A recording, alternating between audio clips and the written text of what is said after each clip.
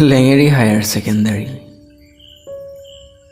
তোমাৰ কোলাতে এদিন জ্ঞানৰ পথাৰখনলৈ বুলি ঢাপলি মেলিছিলোঁ,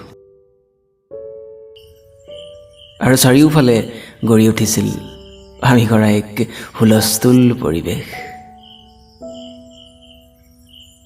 আৰু সেই যে আমাৰ স্মৰণীয় ৰেজিষ্টাৰখন ক'ত বা পৰি ৰ'ব, হয়তো আন্ধাৰৰ কোঠাত, য'ত লাগি ৰ'ব ধূলিকণাবোৰ, মাথো পৰি ৰ'ব হাজাৰ হাজাৰ সপোন।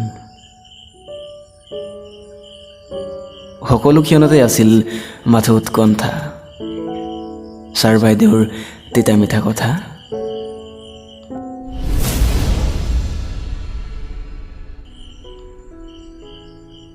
জীৱনত কি পালোঁ বা হেৰুৱালোঁ সেইবোৰ হ'লে নাজানো, কিন্তু মই য'তেই নাথাকোঁ কিয়